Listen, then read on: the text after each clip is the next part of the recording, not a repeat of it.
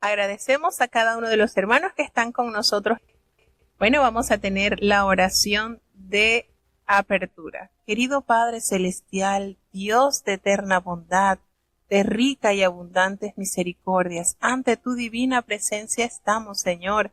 Te adoramos y te exaltamos porque solo tú eres digno de toda honra y de toda gloria, Señor. ¿A quién iremos? ¿A dónde iremos? Si solamente en ti hay palabras de vida eterna. Gracias por esta preciosa oportunidad que una vez nos concedes, Señor. Perdona nuestros pecados, faltas y errores cometidos delante de ti, pues ante tu presencia no hay hombre que no peque. Pecamos en pensamientos, pecamos en palabras, pecamos en acciones. Considera nuestra humana fragilidad y ayúdanos cada día a vencerla en tu nombre, Señor, que nuestras vidas puedan ser un reflejo de tu amor. Padre bueno, te damos gracias por esta oportunidad que nos das de iniciar la lectura de los profetas menores, Abdías y Jonás. Permite que en cada una de las lecturas a realizar pueda haber bendición para nuestras vidas, Señor. Representamos cada país que ya está conectado con nosotros, Señor.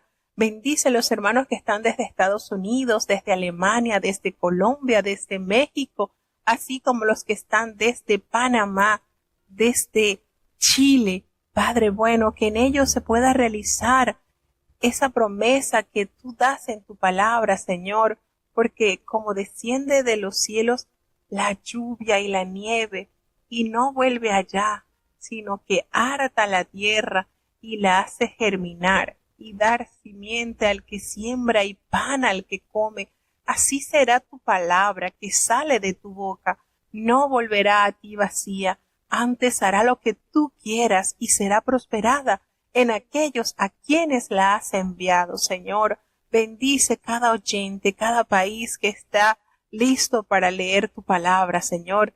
Que cada uno de los hermanos que ya están preparados puedan recibir bendición del cielo. Que tu Espíritu Santo sea nuestro principal maestro, Señor.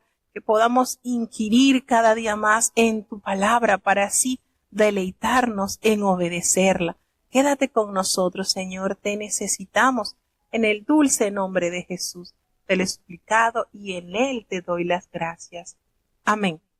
Bueno, vamos entonces a iniciar ya con la lectura del profeta Abdías. Pero antes vamos a tener la lectura del profeta Abdías, que solamente está compuesto por un solo capítulo que contiene 21 versículos.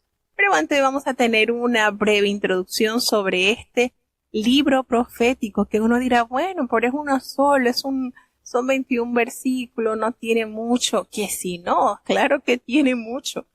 Y por eso aparece en el compendio de la palabra de Dios. Cada libro que está en la Biblia es de bendición para la iglesia, para el pueblo de Dios. Por tal motivo, el Señor lo ha dejado como herencia para la edificación de nuestras vidas. Entonces, sí es de suma importancia. Así como en el Nuevo Testamento tenemos un libro así también cortito, como es, bueno, hay varios, pero como es, por ejemplo, el de Judas, el libro de Judas, que uno dirá, bueno, pero es tan cortito. Sí, hay mucho, pero mucha bendición para cada uno de los lectores, así que no podemos dejar pasar por alto cada uno de lo que el Señor ha dejado para nuestro beneficio. No podemos. Es de suma relevancia la lectura de su palabra. Entonces vamos a tener una breve introducción sobre el libro del profeta Abdías. Este libro, repetimos, contiene solamente 21 versículos, pero contiene bastante que nos nutre y nos ayuda a crecer en fe. Tenemos que el nombre del autor, por supuesto, adjudicado al mismo nombre del libro, el profeta Abdías, y la fecha es poco después del 586 antes de Cristo, es decir, poco después de haber sido transportado Jerusalén a Babilonia. ¿Cuál es el tema que encierra este libro? Bueno, el juicio de Dios sobre Edom. ¿Y quiénes son los edomitas? Recordemos que los edomitas son los descendientes de Esaú, hermano gemelo de Jacob, pariente sumamente cercano de los israelitas. ¿Y cuál es esa palabra que más vamos a hacer notorio? Pues la palabra es ese día del Señor. El trasfondo de este libro se encuentra en las relaciones entre Israel y Edom, pues estuvieron marcadas de mutua animosidad a lo largo de todo el periodo que abarca el Antiguo Testamento. Recordemos los enfrentamientos que ambos hermanos tuvieron aún desde el vientre de su madre. Ya desde el vientre de su madre habían dado a conocer lo que en ellos sucedería después. Entonces, este enfrentamiento comenzó, ¿verdad? Sencillamente desde el vientre. Rebeca sentía eso, que se quería morir, hasta que consultó a Jehová y Jehová le dijo cuál era el motivo. Bueno, es que dentro de tu vientre hay 2 naciones y el mayor servirá al menor. Entonces, este lazo de familia también estuvo unido por lazos de enfrentamientos muy, pero muy presentes durante toda su vida. Los descendientes de Saúl se asentaron en el área llamada Edom, al sur del Mar Muerto, mientras que los descendientes de Jacob se mantenían fieles a la promesa, habitaban Canaán y crecían hasta convertirse en el pueblo de Israel. De ahí en adelante, pues se multiplicaron los conflictos entre los edomitas y los israelitas. Los acontecimientos de que se habla en el libro de Números, capítulo 20 del 14 al 21, son un ejemplo de la hostilidad existente entre ambos pueblos. Y esta rivalidad constituye el trasfondo, el motivo de las profecías del profeta Abdías durante un periodo de unos 20 años aproximadamente, desde el año 605 hasta el 586 a.C. Los babilonios invadieron la tierra de Israel y llevaron a cabo repetidos ataques contra la sagrada ciudad de Jerusalén. Finalmente, fue devastada en el año 586 a.C. Los edomitas vieron estas incursiones como una oportunidad de saciar su sed de venganza contra Israel, y así se reunieron a los babilonios contra sus parientes y los ayudaron a profanar la tierra de Israel. El Salmo 137:7 y el libro de Lamentaciones en el capítulo 4 del versículo 21 al 22 y el profeta Ezequiel capítulo 25 del 12 al 14 censuran la participación de los edomitas en la destrucción de Jerusalén.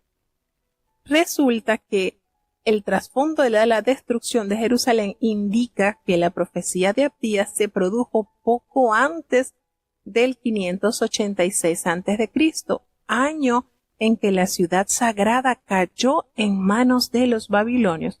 Parece que el mensaje fue anunciado durante el exilio de Judá, cuando Abdías advierte a Edom del inminente castigo divino y confirma a Judá la constante protección de Dios. Sabemos que el profeta del que proviene la denuncia solo es conocido como Abdías. ¿Qué significa Abdías? Siervo y creyente de Jehová. No se ofrece información adicional sobre su persona, mas 10 hombres llevan el nombre de Abdías en el Antiguo Testamento.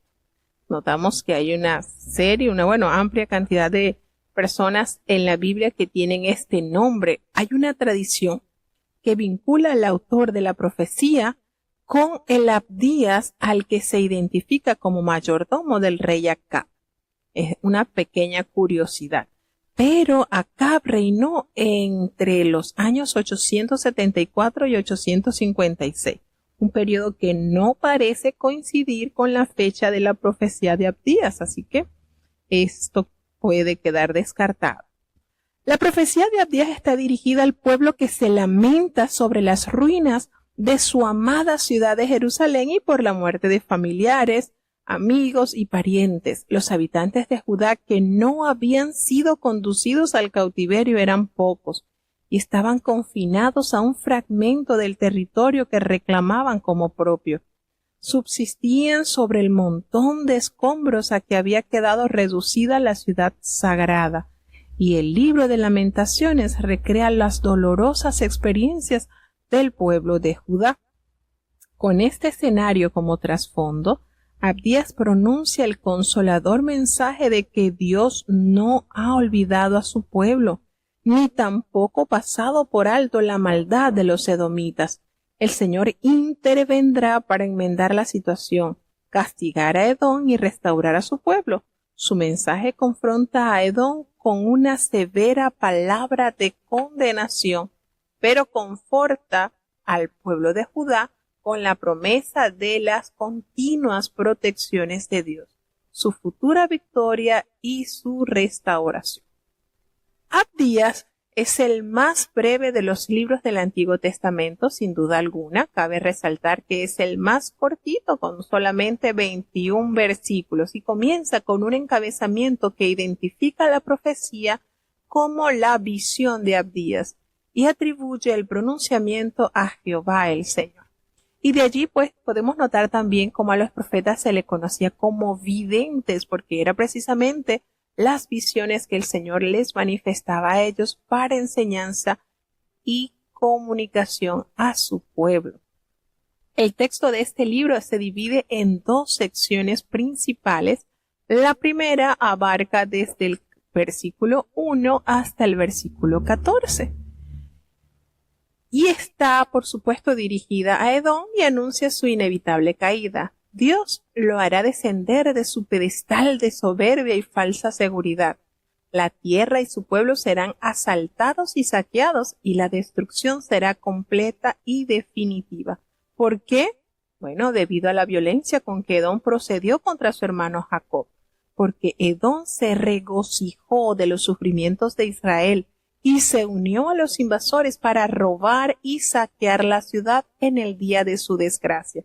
Y a causa de que los edomitas impidieron que escapara la gente de Judá, entregándola a los invasores. Miren qué manera de comportamiento tuvo este pueblo en contra de los israelitas. Y por supuesto, cada acto bondadoso tendrá su bendición, pero cada acto con maldad también recibirá su castigo. ¿Cuál es la segunda sección? Bueno, la segunda sección principal de la profecía se refiere nada más y nada menos a algo bien, pero bien sonado en los libros proféticos anteriores, como es el libro del profeta Joel. Hace referencia al día del Señor, y este día será el momento de la retribución, de recoger lo que se ha sembrado para Edom. Constituye el anuncio de su infortunio, pero para Judá representará la proclamación de su liberación.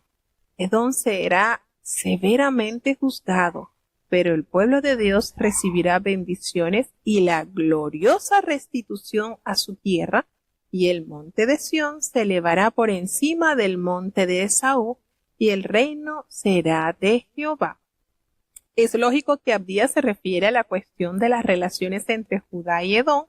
¿Con qué facilidad? Pues aquellos que mejor conocemos se convierten en objeto de nuestro más amargo resentimiento. Edom había haberse puesto al lado de Judá en su conflicto con Babilonia, pero años de enemistad hicieron que las emociones suplantaran el buen juicio, y esas escabrosas relaciones son el resultado inevitable de la soberbia que nos impide descubrir nuestros errores y construye barreras que bloquean el camino de la reconciliación. El libro de Abdías pues nos llama a enfrentar el increíble costo del orgullo y a darnos cuenta que mantenernos aferrados a él no tiene sentido cuando nos enfrentamos a la ira de Dios y tratamos de justificar nuestra arrogancia. El libro nos llama a arrepentirnos de nuestra soberbia, a buscar reconciliación con quienes hemos roto relaciones y a vivir una vida de perdón y misericordia. Pablo define muy bien el tema principal de Abdías en el libro de Gálatas capítulo 6-7, cuando revela: no os engañéis, Dios no puede ser burlado, pues todo lo que el hombre sembrare, eso también segará. O en las palabras del mismo Abdías: como tú hiciste, se hará contigo. La retribución es una realidad. Dios es justo y castigará las injusticias hacia los demás, ya sean pueblos o personas. El Señor toma muy en serio las promesas que ha hecho en el pacto. Recordemos en Génesis 12:1-3 que prometió bendecir a aquellos que bendicen a su pueblo y maldecir a los que lo maldicen. El Señor se ha identificado tanto con su pueblo que maldecir a su pueblo es maldecirlo a Él. Rechazar a su pueblo es rechazarlo a Él. El fin de Edom anticipa entonces el destino de todos los que atropellan al pueblo de Dios. Y el Señor está determinado a permanecer fiel a su pueblo, aun cuando éste le sea infiel o desobediente. Y Dios se mantendrá fiel a pesar de las apariencias. La profanación de Jerusalén y la tragedia del pueblo de Judá envió un mensaje al mundo de la época de Abdías. El Dios de Israel ha sido derrotado por los dioses de Babilonia, Edom y de otras naciones opresoras. Pero ese era un falso mensaje, porque las apariencias pueden ser engañosas. En su soberanía, Dios utiliza la circunstancia para llevar a cabo sus propósitos, para purificar y proteger a su pueblo. Como Señor de toda la tierra, anuncia la destrucción de Edom, anuncia la victoria en medio de la más espantosa derrota y toma el futuro en sus manos para así realizar su plan. El Señor que hizo tal cosa por Israel es el Señor que obra en nuestros días a favor de su pueblo. Así que, sin más preámbulo, pues vamos a darle lectura al libro del profeta Abdías. Escuchemos con atención. Libro de Abdías. Visión de Abdías. El Señor Jehová ha dicho así cuanto a Edom: oído hemos el pregón de Jehová, y mensajero es enviado a las gentes. Levantaos, y levantémonos contra ella en batalla. He aquí, pequeño te he hecho entre las gentes, abatido eres tú en gran manera. La soberbia de tu corazón te ha engañado, tú que moras en las hendiduras de las peñas, en tu altísima morada, que dices en tu corazón: ¿quién me derribará a tierra? Si te encaramares como águila, y si entre las estrellas pusieres tu nido, de allí te derribaré, dice Jehová. Si ladrones vinieran a ti, oh robadores de noche, ¿cómo has sido destruido? ¿No hurtarán lo que les bastase? Pues si entraran a ti vendimiadores, aún dejarán algún rebusco. Cómo fueron escudriñadas las cosas de Saúl, sus cosas escondidas fueron buscadas.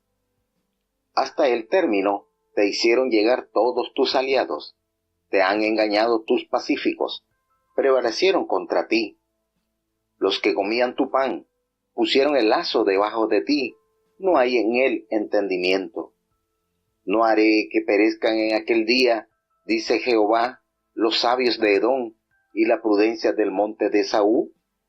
Y tus valientes, oh Temán, serán quebrantados, porque todo hombre será talado del monte de Saúl por el estrago.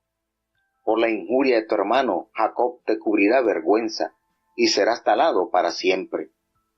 El día que estando tú delante, llevaban extraños cautivos su ejército, y los extraños entraban por sus puertas y echaban suertes sobre Jerusalén.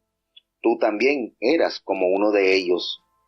Pues no debiste tú estar mirando en el día de tu hermano, el día en que fue extrañado.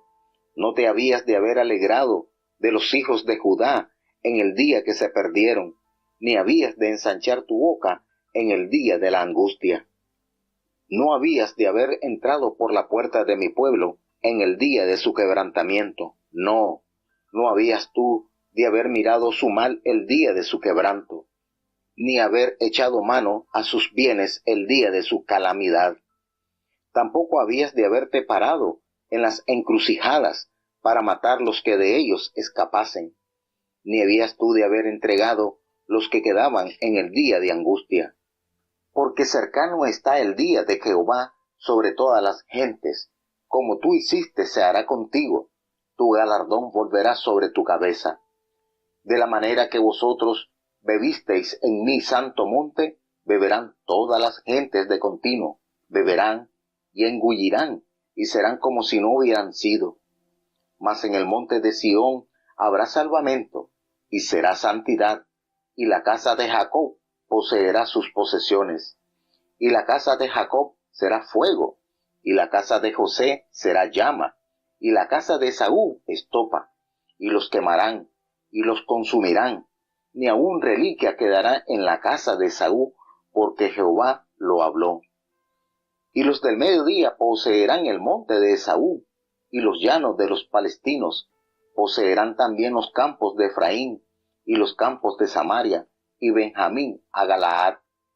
Y los cautivos de aquel ejército, de los hijos de Israel, poseerán los de los cananeos hasta Sarepta, y los cautivos de Jerusalén, que están en Separar, poseerán las ciudades del mediodía. Y vendrán salvadores al monte de Sión, para juzgar al monte de Esaú, y el reino será de Jehová.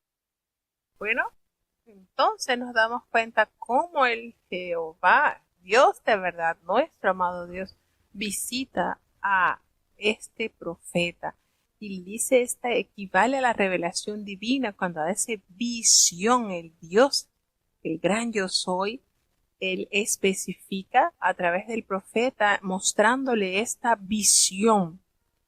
Específicamente se usa cuando se trata de un profeta. Aquí el profeta Abdías confirma la autoridad divina de este mensaje por medio de la frase Jehová el Señor ha dicho. Y el profeta, recordemos que no proclama un mensaje personal.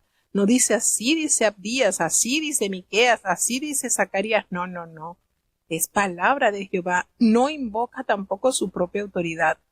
Es Dios que traduce el nombre de Jehová, el cual lo distingue como el Dios del pacto.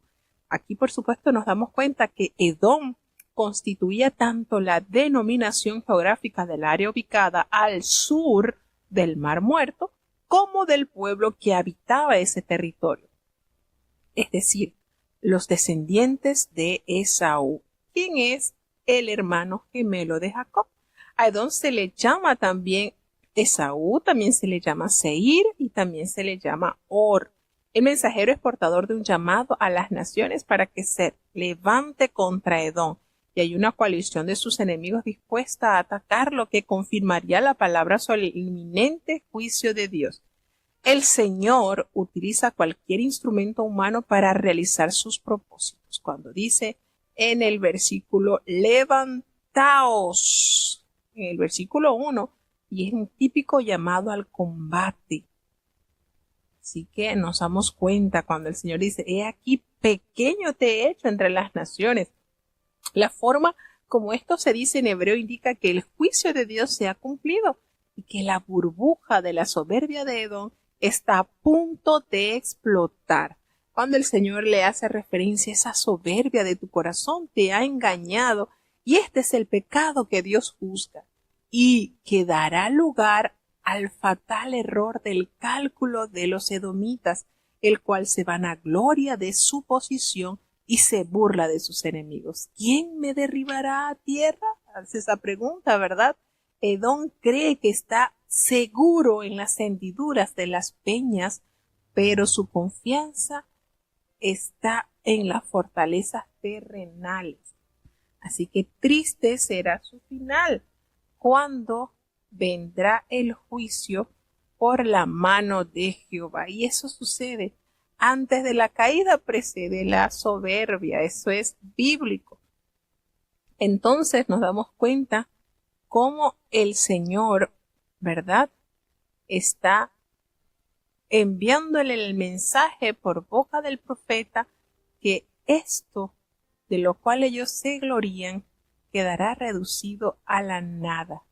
En el versículo 4 no dice, si te remontares como águila y aunque entre las estrellas pusieres tu nido, de allí te derribaré, dice Jehová. Entonces recordemos que el águila se destacaba por su fuerza y elevado vuelo, pero la mano de Dios alcanzará su nido, aunque lo colocara entre las estrellas, aunque se sintiera que está en un lugar inalcanzable, de allá el Señor lo bajará. Cuando nos dice que si ladrones vinieran a ti o robadores de noche, ¿cómo has sido destruido? ¿No hurtarán lo que les bastaste? Si entraran a ti vendimiadores, ¿no dejarían algún rebusco?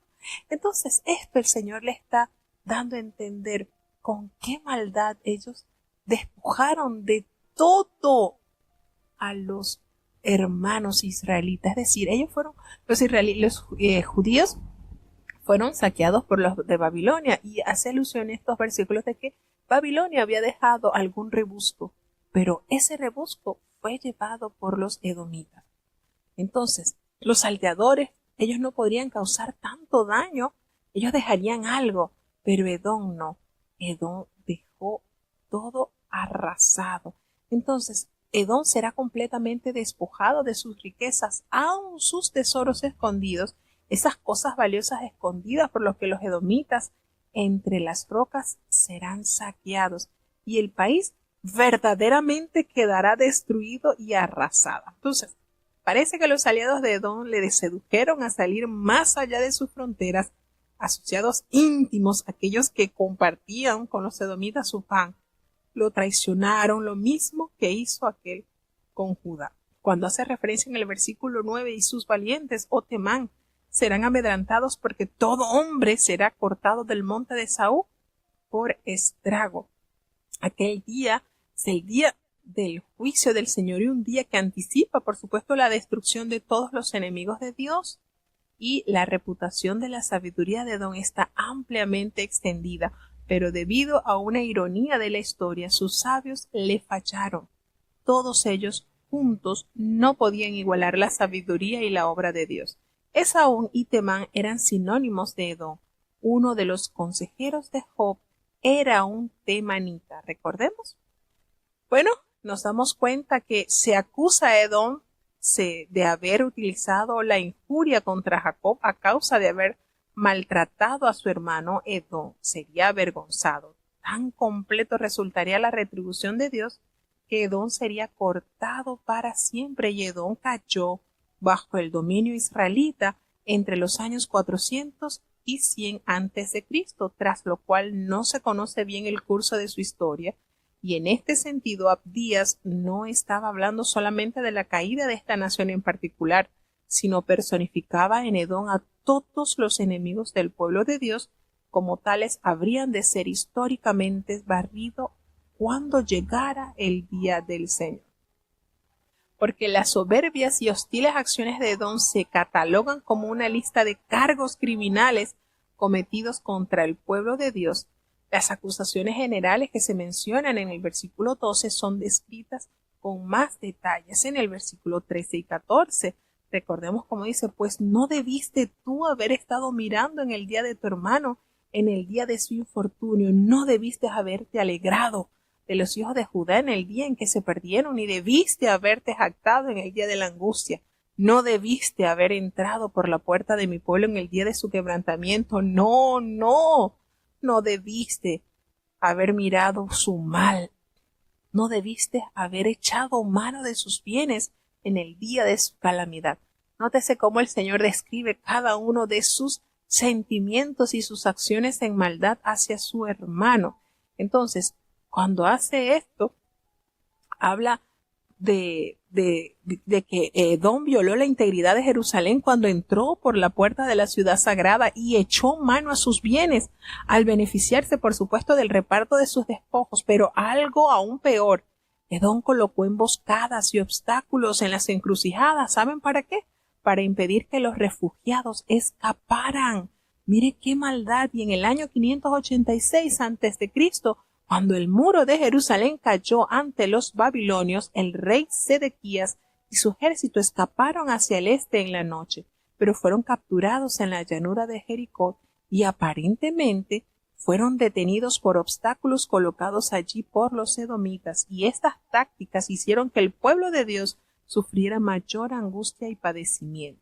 Nos damos cuenta cómo la maldad de este pueblo sobrepasó los límites a tal punto que el Señor inmediatamente emite la sentencia sobre ellos. Nos damos cuenta que a partir del versículo 15, que es la segunda subdivisión del capítulo, nos hace referencia a la palabra del día del Señor. Esta palabra aparece 11 veces y en esta hora, por supuesto, en este versículo o en este capítulo aparece varias veces, y ahora se habla del día de Jehová, un tiempo de juicio y divina justicia que llegará no solamente para Edom, sino para todas las naciones vecinas de Israel. Y el Antiguo Testamento lanza así una predicción que alcanza hasta nuestros días. Recordemos que los profetas del Antiguo Testamento invocan el día de Jehová para referirse a un momento en la historia de la humanidad, cuando Dios intervendrá directamente a fin de traer la salvación a su pueblo y castigo a sus enemigos, y así ser restaurado el orden perdido sobre la tierra, como se ha dicho los términos ese día o simplemente el día, y se usan a veces como sinónimos de la expresión completa el día de Jehová. El cumplimiento de esta profecía debe verse, sin embargo, como un proceso en 4 etapas. En tiempo de los profetas se puso en manifiesto en acontecimientos como la invasión de Israel, por potencias vecinas, Amós, las temibles plagas de la langosta, lo que anuncia el profeta Joel, y el retorno de los israelitas de la cautividad, lo que se ve en Esdras y Nehemías. Esta visión profética tenía la virtud de fundirse con periodos escatológicos. ¿Cuáles son esos periodos escatológicos? Bueno, los del fin de los tiempos, o lo que conocemos como el fin del mundo, el pronto regreso de Cristo. De manera que ni aún los propios profetas eran capaces de distinguir siempre las varias ocasiones en que se cumplían sus profecías. De ahí que ese día se convierte en un concepto bíblico muy amplio. Los acontecimientos proféticos más cercanos a la época del profeta se mezclaban con aquellos cuya consumación tendrían lugar al final de los tiempos. La primavera, podemos ver como el Señor dice, todo esto se funde, los mensajes proféticos, con el sermón profético también relatado por Jesucristo. Recordemos que la venida de Cristo y los inicios de la era de la Iglesia inauguraron una nueva fase del día del Señor. Como protagonista de estos sucesos, la Iglesia puede pedir a Cristo resucitado que aparte de su camino a las fuerzas espirituales que obstaculizan la obra de Dios en el mundo actual y que la haga objeto de sus innumerables bendiciones. Y esto, por supuesto, se evidencia al comparar el libro del profeta Isaías con Lucas, con Joel, con el libro de los Hechos y la segunda venida de Cristo, que se inaugurará en el día del Señor, cuando su señorío universal y su justicia será restituida en el orden de Dios. Así que notamos que el día del Señor anuncia el arribo del mundo venidero con su nuevo cielo y con su tierra nueva, nada más y nada menos. Por eso decimos que las profecías están tan extensas que aún hasta nuestros días salpica lo que el Señor pronunció hace cientos de años atrás. Los edomitas, recordemos que invadieron a Jerusalén, bebieron y festejaron en el Santo Monte tras el saqueo de la ciudad, profanando la tierra santa. Ahora, todas las naciones serán obligadas a beber de la amarga copa del juicio divino. La autoridad del Señor no se puede burlar, hermanos, sin pagar las consecuencias. Igualmente, beberán hasta desaparecer, hasta llegar a ser como el que no hubiera sido. La contrapartida del juicio de Dios sobre sus enemigos es la bendición de sus elegidos. El lugar de la profanación, el monte Sión, será de nuevo santificado y todos los que escaparon a la destrucción inicial, el remanente, se reunirá otra vez en la sagrada ciudad a fin de recuperar sus posesiones, de reclamarlo lo que es legalmente y lo que le pertenece por decreto de Dios. Recordemos algo, la santidad es una cualidad esencial para que este remanente sea considerado como pueblo de Dios y se cumplan las promesas del pacto. Su santidad los califica como instrumentos de Dios para castigar a Edom. Fuego, llama y estopa aluden al juicio divino sobre los impíos. La casa de Jacob constituye una referencia al reino del sur y la casa de José al reino del norte. Se contempla la restauración de ambos reinos. Abdías, por supuesto, predice la constitución de una confederación de naciones que se levantan para destruir a Edom. Y aquí el profeta atribuye a destrucción al pueblo de Dios. Sin duda, el golpe final será propinado por Israel a un Edom ya quebrantado por otras fuerzas externas. Nos damos cuenta que el territorio del pueblo de Dios recuperará la extensión que tenía en los días de gloria de Israel, lo cual confirmará la vigencia del pacto de Dios con su pueblo. Ahí nos menciona Negev, los pueblos situados al sur en el área comprendida al sudeste del Mar Muerto y directamente al oeste de Edom. Los israelitas que allí viven se moverán hacia el este a poseer el monte de Saúl, la Cefela, que es la pendiente que se extiende al norte entre el Mar Muerto y el Mediterráneo, Filistea, que es llanura costera ocupada por los filisteos, Efraín, área montañosa entre el río Jordán y el Mediterráneo al norte de Jerusalén, y Samaria, que era la más importante de sus ciudades. Benjamín, llamado así por la tribu que se había asentado allí, era una estrecha franja del territorio norte de Jerusalén. Galaad, que es una rica área de pastoreo y bosque al este del río Jordán, y los cautivos israelitas que regresaban del desierto. Sarepta, ciudad cercana a la costa del Mediterráneo entre Tiro y Sidón. Y Safarat, de localización incierta, quizás Sardis en la actual Turquía o la ciudad griega de España. La intención es confirmar que no importa cuán lejos estén los exiliados, el Señor los restituirá a Jerusalén de acuerdo con los multifacéticos aspectos del día del Señor. Las profecías sobre la restauración de Israel se cumplen en parte con el retorno de los exiliados y la subsecuente historia del pueblo de Dios, pero de forma más completa en la era de la Iglesia y en el mundo por venir. Como tal, las tierras que según Abdías serán poseídas no se limitan a las de Israel histórico, tanto el antiguo como el restaurado. Al contrario, al entrar en posesión de la totalidad de nuestra herencia en Cristo, debe considerarse como el verdadero cumplimiento de esta profecía. Y bueno, ya en el último versículo, algunos traducen salvadores como aquellos que han sido salvos. Se trata del pueblo de Dios restaurados sobre el monte santo, exaltado sobre Edom y ejecutor el juicio divino. La profecía, por supuesto, alcanza su clímax en la línea final. El reino será de Jehová. Y los que se buscan no es la mera exaltación de Israel, ni la destrucción de Edom, sino que toda la tierra y toda la humanidad se coloquen bajo la autoridad del único y verdadero Dios soberano.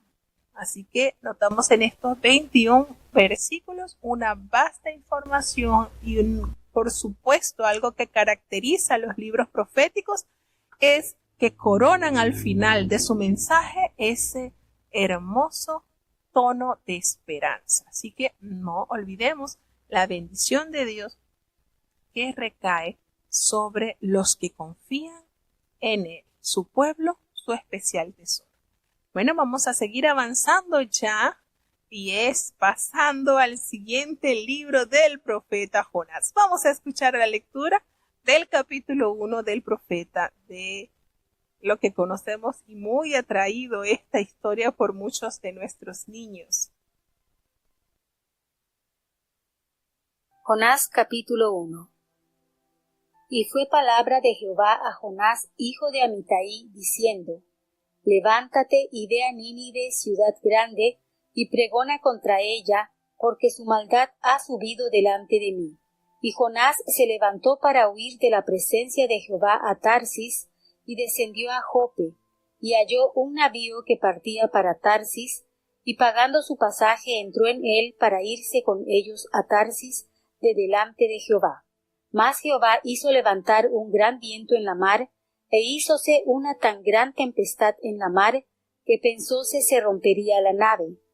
Y los marineros tuvieron miedo, y cada uno llamaba a su Dios, y echaron a la mar los enseres que había en la nave, para descargarla de ellos. Jonás empero se había bajado a los lados del buque, y se había echado a dormir. Y el maestre de la nave se llegó a él y le dijo: ¿Qué tienes, dormilón? Levántate y clama a tu Dios. Quizá él tendrá compasión de nosotros y no pereceremos. Y dijeron cada uno a su compañero: Venid y echemos suertes para saber por quién nos ha venido este mal. Y echaron suertes, y la suerte cayó sobre Jonás. Entonces le dijeron ellos: Decláranos ahora por qué nos ha venido este mal. ¿Qué oficio tienes y de dónde vienes? ¿Cuál es tu tierra y de qué pueblo eres? Y él les respondió: Hebreo soy y temo a Jehová Dios de los cielos, que hizo la mar y la tierra. Y aquellos hombres temieron sobremanera y dijéronle: ¿Por qué has hecho esto? Porque ellos entendieron que huía de delante de Jehová, porque se lo había declarado. Y dijéronle: ¿Qué te haremos para que la mar se nos quiete? Porque la mar iba a más y se embravecía. Él les respondió: Tomadme y echadme a la mar, y la mar se os quietará. Porque yo sé que por mí ha venido esta grande tempestad sobre vosotros. Y aquellos hombres trabajaron por tornar la nave a tierra, mas no pudieron, porque la mar iba a más y se embravecía sobre ellos. Entonces clamaron a Jehová y dijeron: Rogámoste ahora, Jehová, que no perezcamos nosotros por la vida de aqueste hombre, ni pongas sobre nosotros la sangre inocente, porque tú, Jehová, has hecho como has querido. Y tomaron a Jonás y echáronlo a la mar, y la mar se quietó de su furia. Y temieron aquellos hombres a Jehová con gran temor, y ofrecieron sacrificio a Jehová y prometieron votos. Mas Jehová había prevenido un gran pez que tragase a Jonás, y estuvo Jonás en el vientre del pez 3 días y 3 noches. Nos encontramos ya acompañando al profeta Jonás en su travesía. Bueno, vamos entonces a tener una breve introducción sobre el libro del profeta Jonás, y el autor es Jonás, o el narrador de la historia. De verdad que uno, analizando un poco la personalidad de Jonás, temiera un poquito decir, no, Jonás escribió sobre él. No, muy grata la historia, ¿verdad? Pero está alrededor, fue escrita alrededor del año 760 a.C., después del 612 a.C. Y el tema que aborda este libro es la compasión de Dios por todos los hombres. Y bueno, pese a que es una historia como bastante controversial, muchos argumentas, a muchos estudiosos o muchos que no compaginan con este relato, dudan de que realmente Jonás haya tenido la terrible experiencia de haber sido tragado por un pez. O muchos piensan que es como una fábula. Pero a través de la palabra de Dios nosotros podemos corroborar que efectivamente este personaje existió, y aún Jesucristo mismo testificó de la existencia de él. Así que no podemos poner en duda en lo absoluto que existió este profeta. Nos damos cuenta que los paganos asirios, tradicionales enemigos de Israel, fueron potencia dominante en el Medio Oriente entre los años 885 y 665 a.C. Varios relatos del Antiguo Testamento describen sus atropellos contra Israel y Judá, pueblos a los que saquearon y llevaron al cautiverio, y el poderío asirio se había debilitado en tiempo de Jonás y ello permitió a Jeroboam II, como nos hemos relacionado ahora con Jeroboam II, ¿verdad?, reclamar áreas de Palestina desde Hamat hasta el Mar Muerto, como Jonás lo había profetizado en Segunda de Reyes, capítulo 14, versículo 25. ¿Qué sucede? Que Nínive era la capital del imperio asirio, es decir, ahí estaba, como por decir, la crema y nata de la sociedad de los asirios. De hecho, ahí residía el rey de los asirios. Las cuestiones del autor y la fecha están íntimamente relacionados con el caso de Jonás. Si éste escribió el libro, entonces habría que fecharlo obviamente durante el reinado de Jeroboam II, a principios del siglo VIII, aproximadamente en los años 793-753 a.C. Si su autor fue un narrador anónimo, eso pudo haber ocurrido en cualquier momento posterior al incidente que aquí se describe. Entre los que sostienen la autoridad de otra persona, usualmente llamado el narrador, algunos fechan el libro a fines del siglo VIII o al principio del siglo VII, basándose en las fechas del reinado preexílico de Jeroboam II, aunque otros prefieren una fecha posterior al exilio y a la destrucción de Nínive en el año 612 a.C., en ocasiones tan tardía como en el siglo III a.C. Esta suposición se basa en el capítulo 3.3, donde se dice que Nínive era una gran ciudad, y aquellos que respaldan la tesis de una fecha anterior al exilio alegan que quizás se trate de una expresión literaria utilizada al contar la historia o que Nínive existía de hecho, aun cuando no se la podía considerar una gran ciudad. Según Segundo de Reyes, capítulo 14, versículo 25, Jonás era hijo de Amitai y nativo de Gat Efer, un pueblo situado a 5 kilómetros al noreste de Nazaret, dentro de las fronteras tribales de Zabulón. Habiendo profetizado durante el reinado de Jeroboam II y como predecesor inmediato de Amós, Jonás asumió la actitud de un nacionalista radical, totalmente consciente de la desolación que los asirios habían ocasionado a Israel a través de los años. Jonás encontró difícil aceptar el hecho de que Dios sería misericordioso con Nínive de Asiria, cuando sus habitantes merecían un severo juicio. Fue el único profeta enviado a predicar entre los gentiles. A Elías se le mandó a vivir en Sarepta durante un tiempo, sí, y a Eliseo también viajó a Damasco, pero solo a Jonás se le encomendó predicar directamente un mensaje de arrepentimiento y misericordia a una ciudad gentil. Su renuncia se explica por qué no deseaba la salvación de Nínive, sino ser testigo de su declinación. También temía que Dios se mostrara misericordioso, dándoles oportunidad a los asirios de perturbar la vida de Israel. El nombre de Jonás significa paloma. Se le describe como alguien enérgico, colérico, enojadizo, violento y de mentalidad estrecha.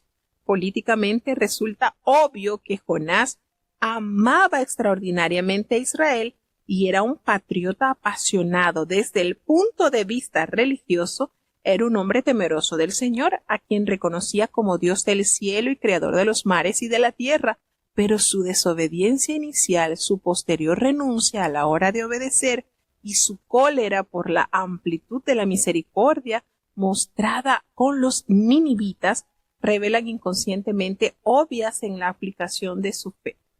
La historia termina sin que se indique cómo respondió Jonás a la lección y a la exhortación de Dios. Bueno, y este libro de verdad fue escrito para poner de manifiesto que Dios ama a todos los pueblos y desea ofrecerles su misericordia si se arrepiente. Ha sido llamado el más sobresaliente libro misionero del Antiguo Testamento. De hecho, Dios declaró en su momento que todas las naciones de la tierra serían bendecidas a través del pacto abrahámico, como lo dice en Génesis capítulo 2, versículo 3. Las escrituras nos revelan que Israel se convirtió en un pueblo muy exclusivista y nacionalista. y rehusó cumplir esa misión. Jonás estaba muy imbuido de estos mismos sentimientos egoístas. El amor de Dios hacia todas las personas se le reveló dramáticamente al profeta cuando el Señor contestó a las oraciones de los marineros gentiles y respondió al arrepentimiento de los habitantes de Nínive. La lección de la planta, el gusano y el viento solano sirvieron para ampliarle y confirmarle el mensaje más tarde. Aunque colocado en el canon entre los libros proféticos, Jonás se distingue de ellos en que su mensaje no contiene ninguna profecía. La historia es su mensaje. Esa historia tiene que ver con uno de los más profundos conceptos teológicos que aparece en el Antiguo Testamento. ¿Y saben cuál es? Dios ama a todos los pueblos y desea derramar sobre ellos su perdón y misericordia. Israel había recibido el encargo de transmitir ese mensaje, pero por alguna razón no captó su importancia. Este error condujo eventualmente a una soberbia religiosa extrema. En Jonás se descubre la semilla del fariseísmo neotestamentario. El profeta Jonás es llamado por Dios para levantarse y dirigirse a Nínive, ciudad de los temidos y odiados asirios, ubicada nada más que a 1280 kilómetros de distancia hacia el este, y su mensaje consistiría en una llamada al arrepentimiento y una promesa de misericordia en caso de que sus habitantes respondiesen positivamente. Jonás sabe que si Dios salva a Nínive, esta ciudad estaría de nuevo en condiciones de asaltar y saquear a Israel. Y este sentimiento patriótico nacionalista y su falta de interés porque se le diera el pago de la misericordia a los ninivitas, entonces causó que él abandonara la orden del Señor y tratara de esconderse de la presencia de Jehová. Sin duda, esperaba que el espíritu de la profecía no lo siguiera. Jonás estaba tan disgustado y hasta cierto punto convencido de que un viaje a Tarsis lo relevaría de la misión que Dios le había encomendado. El viaje a Tarsis pronto sirvió para demostrar que la presencia y el poder de Jehová no estaba confinado en Palestina. Dios envió una tormenta a azotar el barco y creó una situación que colocó a Jonás cara a cara frente a su llamado misionero. Tras haber agotado todas las demás alternativas, los marineros lanzaron a Jonás por la borda. Sin duda, tanto Jonás como los marineros creían que esto podría ser el fin a la existencia terrenal de Jonás. Pero Dios había preparado la cosa de tal manera que un gran pez se tragó a Jonás, y 3 días y 3 noches después ese pez lo depositó sobre la costa. Y otra vez Dios instruye a Jonás para que se levante y vaya a Nínive a fin de proclamar allí ese mensaje de salvación. Y esta vez el profeta acepta realizar el viaje de mala gana y en Nínive proclama el mensaje de Dios. Para su sorpresa, los ninivitas, desde el pueblo común hasta el rey, respondieron positivamente y declararon su arrepentimiento por medio de un ayuno ceremonial. Silicio y ceniza, hasta los animales fueron obligados a participar en las demostraciones de humillación colectiva. Entonces, el corazón de Jonás aún no había cambiado, reacciona iracundo y confundido. ¿Por qué tendría Dios misericordia de un pueblo que ha atropellado a Israel? Quizás esperanzado en que el arrepentimiento no fuera genuino o que Dios decidiera otra cosa, Jonás construyó allí un refugio en un cerro en el oriente de la ciudad desde el cual podría contemplar lo que allí sucedería. Sin embargo, Dios aprovechó entonces la ocasión para enseñarle a Jonás una valiosa lección. Preparó una planta para que creciera durante la noche y en la mañana hiciera sombra sobre su cabeza. El profeta se regocijó por su buena suerte. Entonces Dios preparó un gusano para que cortara la raíz de la planta y se secara. Dios siguió haciendo cada vez menos confortable la situación de Jonás y al propiciar que un fuerte viento solano azotara su ya reseco cuerpo, Jonás lamentó la muerte de la calabacera y le comunicó a Dios su inconformidad, y Dios le respondió demostrándole la inconsistencia de preocuparse por una planta, mientras consideraba completamente irrelevante la suerte de las decenas de miles de seres humanos que vivían en Nínive, a quien Dios amaba a pesar de que no lo conocía. Entonces la historia de Jonás dice mucho acerca del corazón de Dios y la misión del pueblo escogido también. Dios desea mostrar su misericordia y extender su perdón a todos los pueblos de la tierra. El Señor ha encomendado este ministerio de reconciliación a la iglesia, así como Israel fue comisionado para revelar a Dios al mundo. La iglesia lo ha sido para predicar el evangelio a todo el mundo. Cuando la iglesia asume la actitud exclusivista y exhibida por Jonás e Israel, fracasa en el cumplimiento de su tarea. Pero cuando toma en serio el mandato de Dios de levantarse e ir por el mundo, aquellos que escuchan la palabra y responden positivamente experimentan el poder de la misericordia y el perdón de Dios para cambiar las vidas y modificar el medio cultural.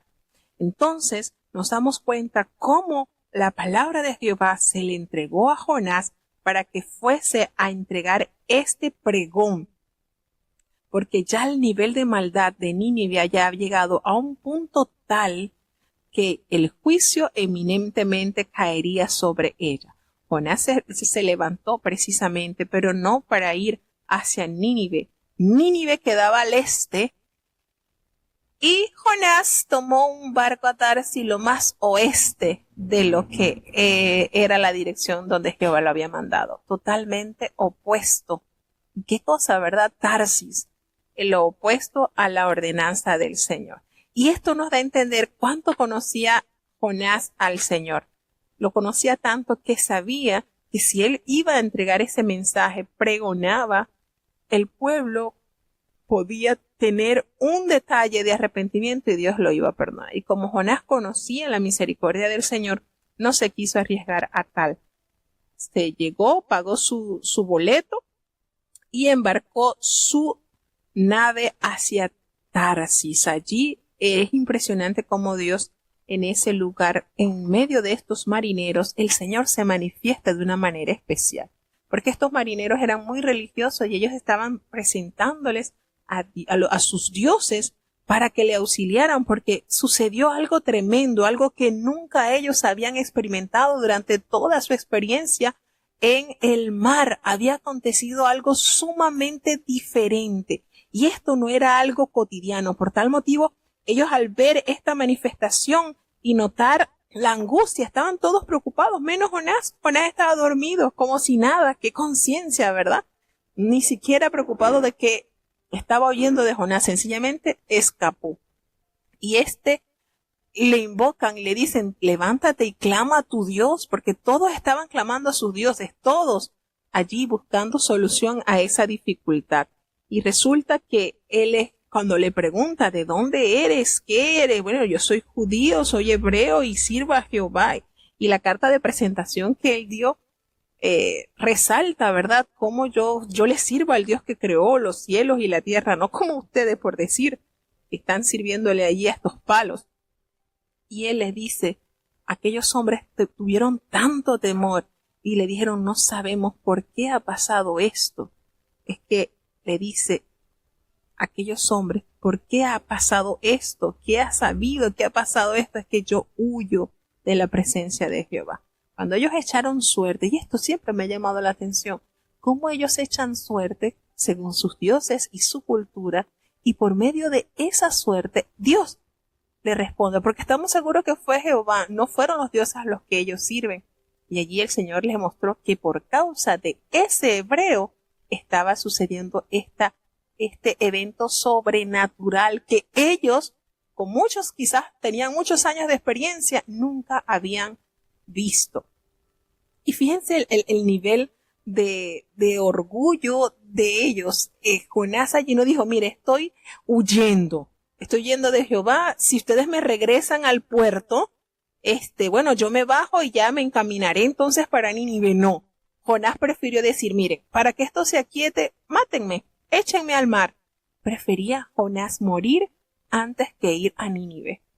y sobre el peso de los hombros de estos marineros recae entonces de que él pudiera morir. Y a estos hombres, a pesar de haber escuchado esa solución por boca de Jonás, temieron hacer eso y trataron de hacer 1001 obras para poder mantener en equilibrio la nave y que no tuvieran ellos que acudir a lanzar a este hombre al mar. Sin embargo, por más que trataron, eran profesionales del mar, por más que trataron, se dieron cuenta que sería inútil y no les tocó otra cosa que efectivamente lanzar a este hombre al mar. Pero ellos, y aquí hay un punto sumamente importante, cómo Dios se manifiesta. De esta terrible situación de Jonás, estos hombres, al ver esta naturaleza tan severa y todo lo que se ejecutó allí, ellos pudieron conocer al Dios de Jonás. Ellos clamaron a Jehová y le pidieron que no perecieran por causa de ese hombre, a tal punto que le pidieron perdón por la sangre de este hombre, porque tú has hecho como tú has querido, le dijeron estos marineros. Y fíjense cómo ellos tomaron a Jonás como la última opción y lo lanzaron al mar, e inmediatamente ellos pudieron observar que esa furiosa tempestad había cesado. Y estos hombres temieron a tal punto al Señor, con tanto temor, que inmediatamente le ofrecieron al Señor sacrificios e hicieron votos. Fíjense cómo esta turbulencia permitió que estos hombres lograran reconocer efectivamente que Dios es creador del cielo y de la tierra, del mar y de todo lo que en ellos hay. Entonces, ¿cuántas enseñanzas encierran este capítulo? Seguimos avanzando hacia el capítulo 2 del libro del profeta Jonás. Escuchemos. Jonás capítulo 2. Y oró Jonás desde el vientre del pez a Jehová su Dios, y dijo: Clamé de mi tribulación a Jehová, y él me oyó. Del vientre del sepulcro clamé, y mi voz oíste. Echásteme en el profundo, en medio de los mares, y rodeóme la corriente. Todas tus ondas y tus olas pasaron sobre mí. Y yo dije: Echado soy de delante de tus ojos, mas aún veré tu santo templo. Las aguas me rodearon hasta el alma, rodeóme el abismo, la ova se enredó a mi cabeza. Descendí a las raíces de los montes, la tierra echó sus cerraduras sobre mí para siempre. Mas tú sacaste mi vida de la sepultura, oh Jehová Dios mío. Cuando mi alma desfallecía en mí, acordéme de Jehová, y mi oración entró hasta ti en tu santo templo. Los que guardan las vanidades ilusorias, su misericordia abandonan. Yo empero con voz de alabanza te sacrificaré, pagaré lo que prometí. La salvación pertenece a Jehová. Y mandó Jehová al pez y vomitó a Jonás en tierra. Notamos aquí cómo Dios tenía preparado todo. Y esto es lo lindo de Dios. Dios está al control de todo. Estaba pensando Jonás que solamente el Señor tenía cobertura en Israel, ¿no? El Señor está presente en todos los lugares. Y fíjense, es que conocer un poco la personalidad de Jonás asusta. Porque a pesar de haber pasado por esta terrible experiencia, de haber sido tragado por este enorme pez, que aunque en el libro de Jonás no nos dice que haya sido ballena, pero en el libro en la palabra del Señor Jesucristo mismo nos detalla que fue una ballena. Él ora a Jehová allí desde el vientre del pez y él eleva una oración, pero notemos que en esta oración él no se arrepintió de decir: Señor, te prometo que voy a ir a Nínive, ahora sí voy a ir a Nínive. No, él llega a un momento en que le dice: me echaste a lo profundo en el medio de la mar y me has rodeado estas corrientes. Fíjense cómo él está en una angustia, pero con todo y esto siempre hay esa soberbia. Y él aquí no declina su voluntad a Dios a decirle: bueno, Señor, déjame, yo voy a ir. No, aquí él se humilla y le pide a Dios que le permita, ¿verdad?, el conocimiento de esta verdad. Fíjense cómo él le dice, las aguas me rodearon hasta el alma y me rodeó el abismo y aún el alga se enredó en mi cabeza. ¿Y será que? Posiblemente, ¿verdad? Y él descendió hasta los cimientos de los montes. Y por supuesto, aquí en el libro de Jonás también nos da detalles sobre lo que hay en lo profundo de la mar, abismos que hay en el mar, las fosas enormes que hay en el mar. Esto lo describe el profeta y esta es información muy valiosa también para lo que nos detalla la palabra de Dios. Nos damos cuenta en este versículo muy lindo también que me ha gustado mucho cuando dice que cuando mi alma desfallecía en mí, él se acordó de Jehová y esa oración llegó hasta Dios en su santo templo. No tendría esperanza de vida. Quizás sería mejor haber muerto ahogado y ya. Bueno, me tiraron los marineros, yo no me suicidé, así que tengo esperanza de vida, ¿no? Y este hombre queda atrapado en el vientre allí. Eleva a Dios su oración y comprende que las vanidades ilusorias de esta vida nos hace separar, hace un gran abismo hacia las misericordias del Señor. Sin embargo, él eleva a Dios una alabanza, ofrece sacrificios de alabanza y pagaré lo que prometí, porque él comprende que la salvación es de Jehová. Y esta oración fue sentida y fue escuchada a tal punto que después de haber estado 3 días y 3 noches dentro del vientre de la ballena, el Señor mandó el pez. Qué obediencia la de este animal. De verdad que a mí esto, hay tantas cosas lindas que nos revela la palabra de Dios. Dios, ojalá nosotros pudiéramos ser así como el pececito o el pez que el Señor tomó, ¿verdad? Preparó precisamente para darle una gran lección a Jonás. Bueno, así, mientras que Jonás se resistía a obedecer al Señor, este animal, obedeciendo a la voz de su creador, mandó Jehová al pez y lo vomitó en tierra. Y nos damos cuenta cómo el Señor va tejiendo todo para que Jonás, quiera o no quiera, retome la orden que el Señor le había dado. Seguimos avanzando. Jonás capítulo 3. Y fue palabra de Jehová segunda vez a Jonás diciendo: Levántate y ve a Nínive, aquella gran ciudad, y publica en ella el pregón que yo te diré. Y levantóse Jonás y fue a Nínive conforme a la palabra de Jehová. Y era Nínive ciudad sobremanera grande, de 3 días de camino. Y comenzó Jonás a entrar por la ciudad camino de 1 día, y pregonaba diciendo: De aquí a 40 días Nínive será destruida.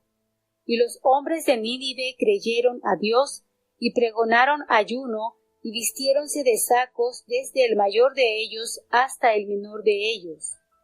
Y llegó el negocio hasta el rey de Nínive, y levantóse de su silla, y echó de sí su vestido, y cubrióse de saco, y se sentó sobre ceniza, e hizo pregonar y anunciar en Nínive, por mandato del rey y de sus grandes, diciendo: Hombres y animales, bueyes y ovejas, no gusten cosa alguna, no se les dé alimento ni beban agua, y que se cubran de saco los hombres y los animales, y clamen a Dios fuertemente, y conviértanse cada uno de su mal camino, de la rapiña que está en sus manos. ¿Quién sabe si se volverá y arrepentirá Dios y se apartará del furor de su ira, y no pereceremos? Y vio Dios lo que hicieron, que se convirtieron de su mal camino, y arrepintióse del mal que había dicho les había de hacer, y no lo hizo. Aquí nos damos cuenta cómo una vez que esa oración es escuchada por Jehová y el pez obedece a la orden de Jehová. Imagínense que el pez hubiese decidido ya digerir a Jonás, hubiese sido como hubiese quedado. Pero la misericordia de Dios es tan grande que nos enseña que aún un animal irracional es más obediente, menos testarudo que un ser humano. Wow. Bueno, entonces el Señor nuevamente le da la orden. Por segunda vez nos narra la palabra de Dios. Le dice, bueno, ahora sí, levántate, ve a Nínive, aquella gran ciudad, y ve a proclamar en ella el mensaje que yo te diré. Y él se levantó, ¿verdad? Imagínense con qué gozo. ¿Ustedes creen que iba muy gozoso Jonás? Bueno, la ciudad de Nínive estaba aproximadamente a 1200 kilómetros al este de Israel, sobre la orilla izquierda del río Tigris y frente a la ciudad de Mosul en el moderno Irak. Y sus murallas tenían más de 30 metros de alto y eran lo suficientemente anchas como para que 3 carros circularan por ellas uno junto a otros. Era una fortaleza.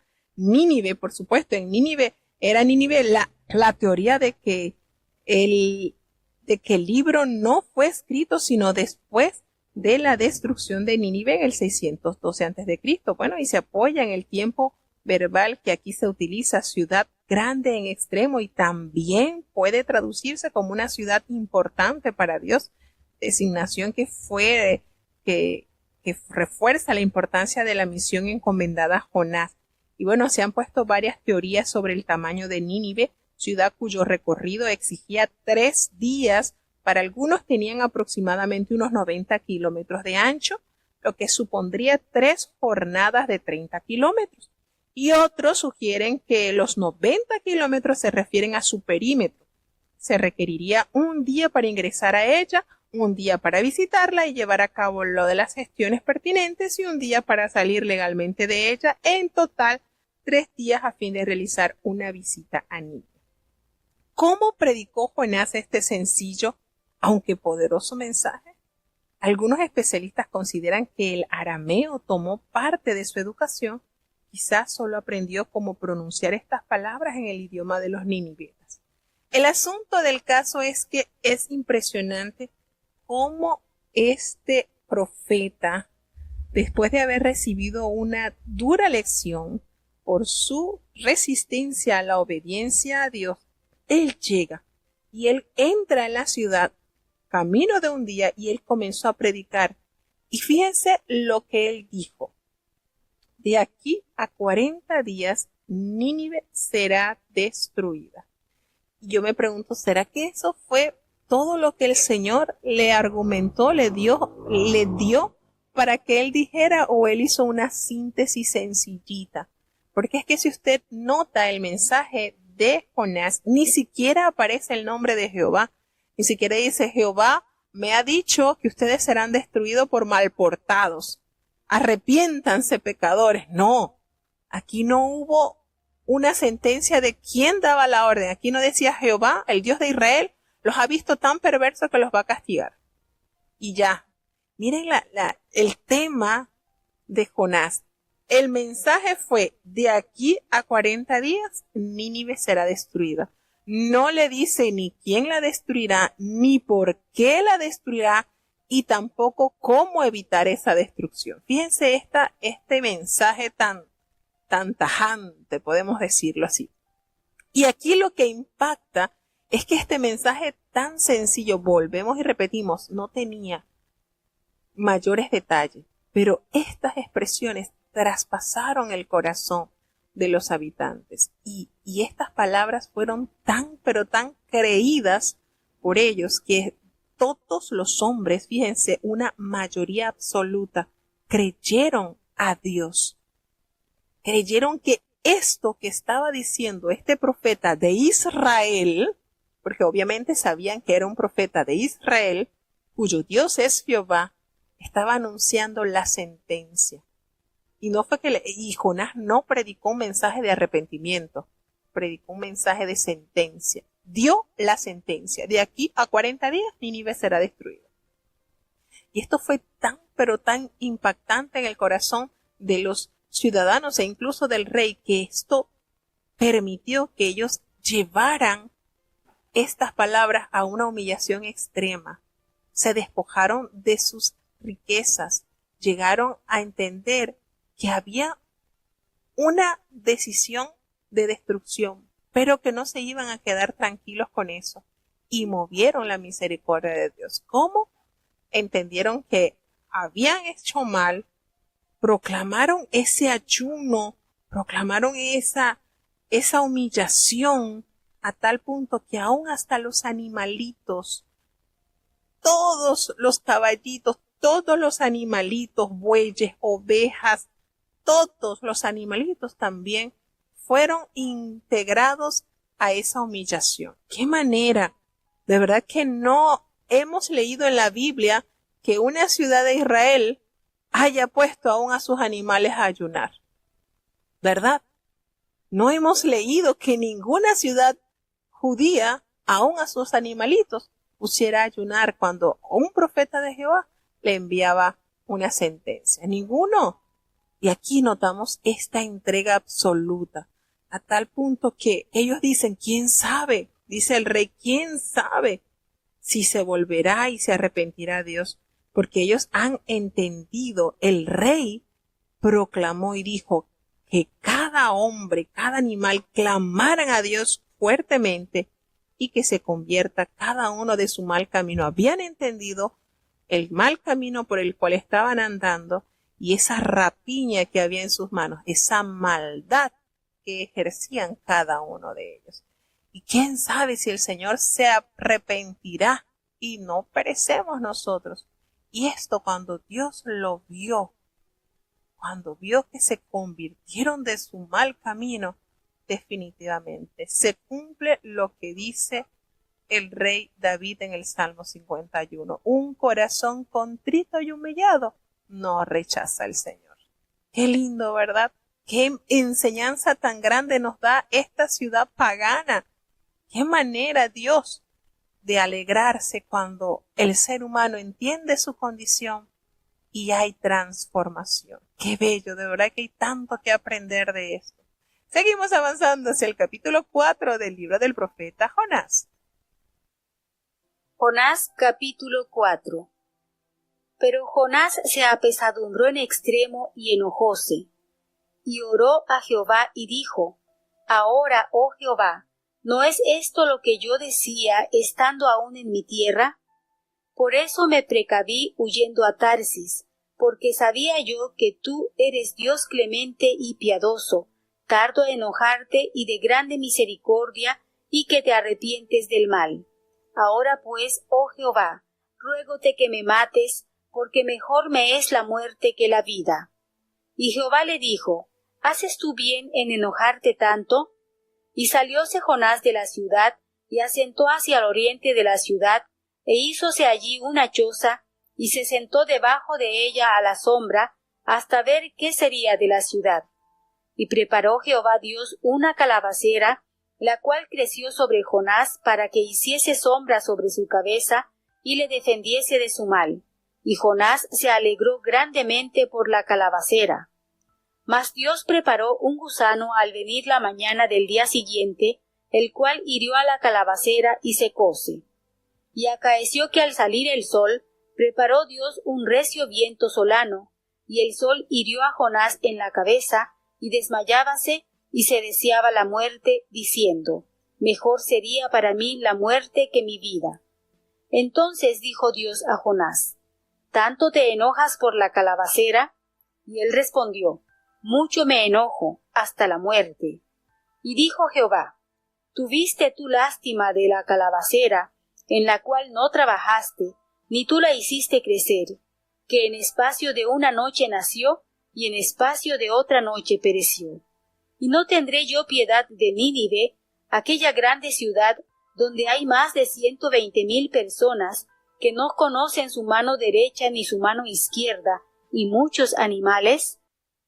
Bueno, y así estamos llegando al último capítulo de este hermoso libro que, como se dijera en la introducción, es el libro de evangelismo precioso que se halla acá en el Antiguo Testamento. Y bueno, precisamente termina este libro con una pregunta que no escuchamos la respuesta de Jonás.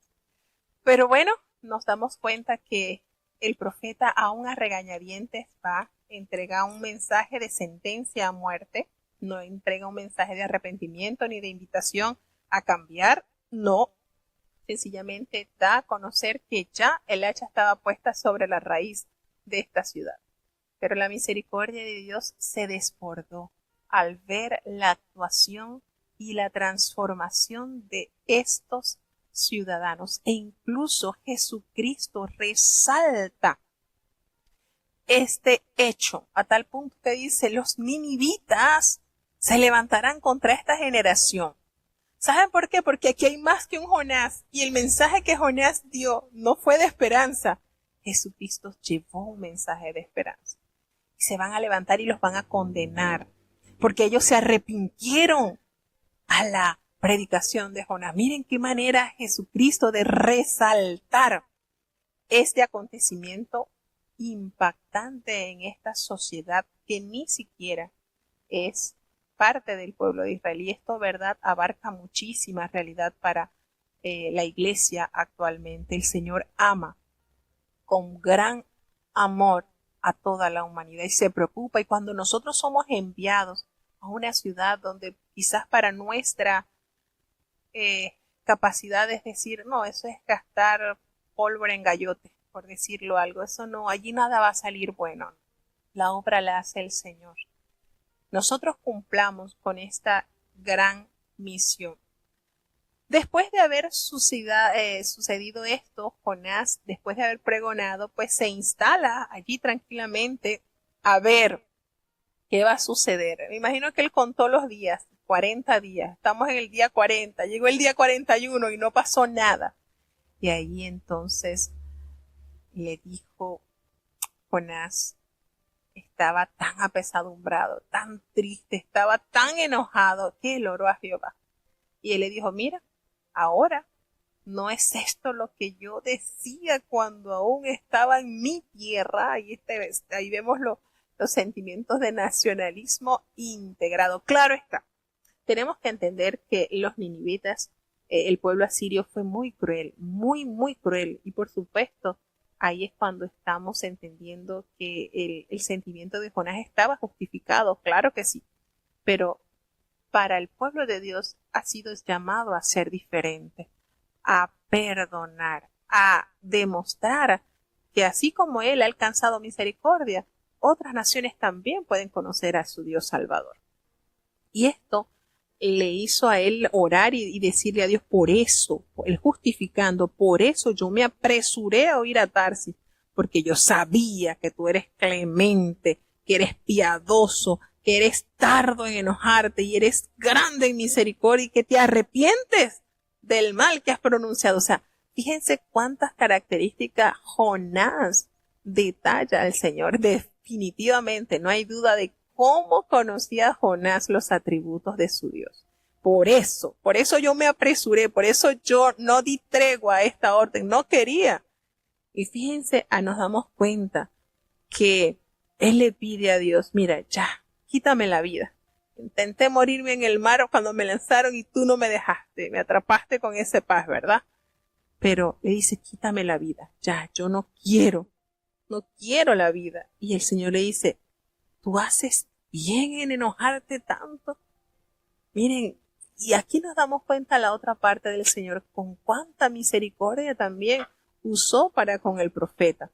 Y él salió allí y él hizo una enramadita y trató de estar allí a la sombra para ver si sucedía, no sucedía, se destruirá, no se destruirá esta ciudad. Y el Señor le da una enseñanza muy linda, porque Él le entrega esa sombra natural para que Él se sintiera aliviado de ese malestar que tenía. Pero eso lo hizo en un día y al día siguiente preparó ese animalito para que destruyera esa planta. Y por supuesto que esto hizo que se sintiera incómodo, molesto. Le dijo, y de verdad, en la conversación que tuvo Jehová con Jonás, no pueden notar ese padre amoroso. Me hace recordar a la parábola del hijo pródigo. El Señor, el padre, se preocupó también por su hijo mayor, refunfuñón, que nunca le había fallado.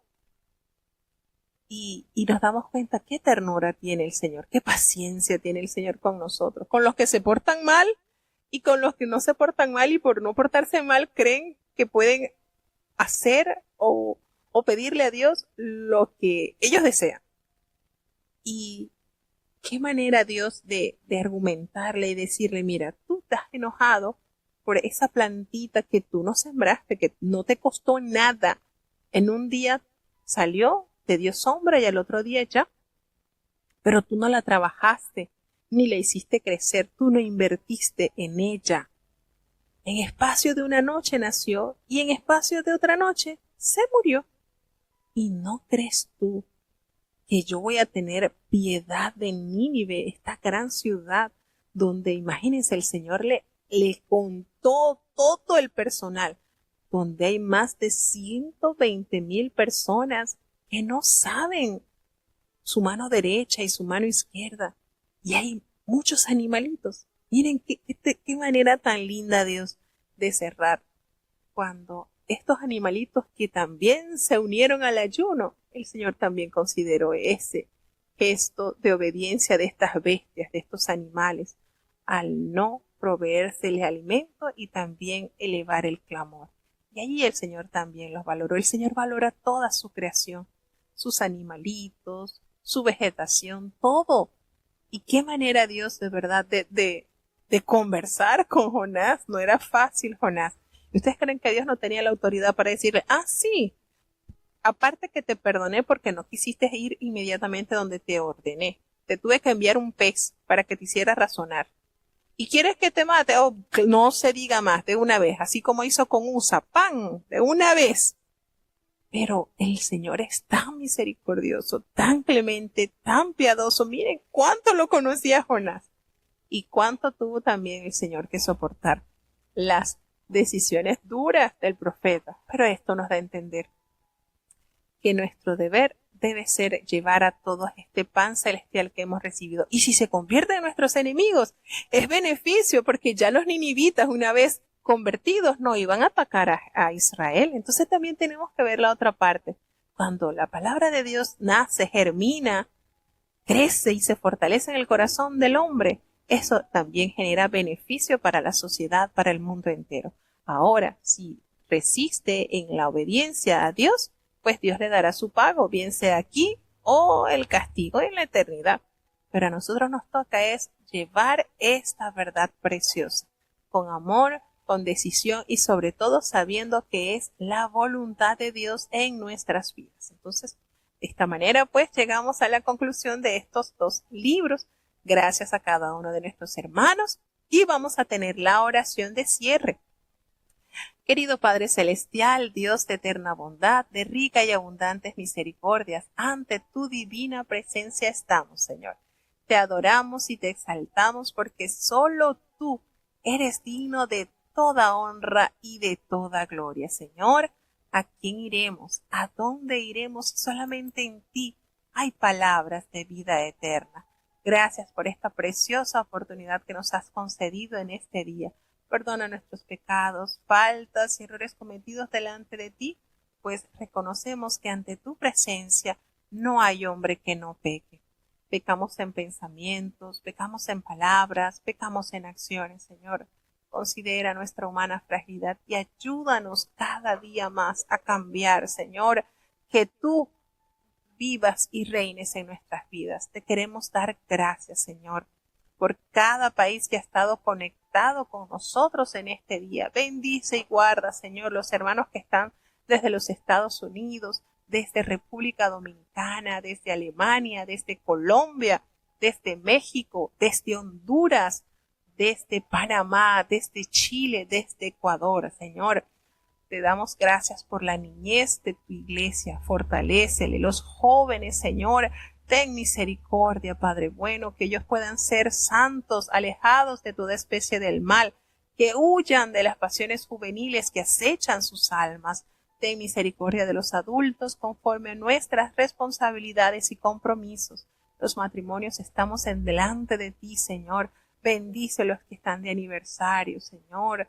Ten piedad, Padre bueno. Gracias por las vidas rendidas a tu servicio. Te presentamos, oh Dios, los padres. Danos sabiduría en la educación de nuestros hijos y nuestros hijos puedan ser dóciles, obedientes, que se adueñen de esa gran promesa que tú das a los que honran y obedecen a sus padres.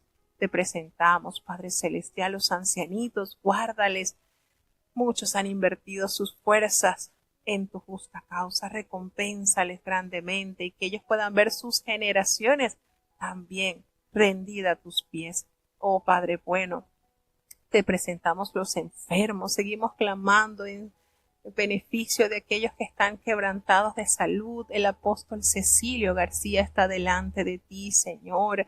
Ten misericordia, Padre bueno, por amor de tu nombre. Tú sabes, Señor, lo que le está afectando. Para ti no hay nada imposible, Señor. Ten misericordia. Gracias por las que han sido operados y están en recuperación. Seguimos clamando, Señor, por Lauri, por Nathan, por Natanael, Señor. Consuela a los que han perdido su ser querido, Padre bueno. Tú sabes cuánto se sufren las despedidas, Señor. Ten misericordia, Padre, de Alan, de José. Ten compasión de aquellos que siguen esperando ese glorioso milagro. La programación del domingo, Señor, que pueda ser un raudal de milagros en tu pueblo, Señor. Bendice a los pastores, que muchas congregaciones puedan recibir bendición de esta programación. Sabemos que hay un grupo de hermanos orando y ayunando para ver mover tu mano sanadora a favor de los que buscan esa salud en ti, Señor. Ayúdanos en este día a estar listos para recibir tu santo día de reposo, Señor. Bendice a tu pueblo, bendice, Señor, a aquellos que confían en ti. No nos abandones, te necesitamos. En el nombre de Jesús te lo he suplicado y en él te doy las gracias, Señor. Y ahora te pedimos, Padre bueno, que el bendito amor de Dios, la gracia y la paz de nuestro Señor y Salvador Jesucristo, la compañía y la comunión de tu Espíritu Santo, quien es nuestro eterno Consolador, sea con cada uno de tus hijos, nos guarde desde ahora y para siempre. Amén.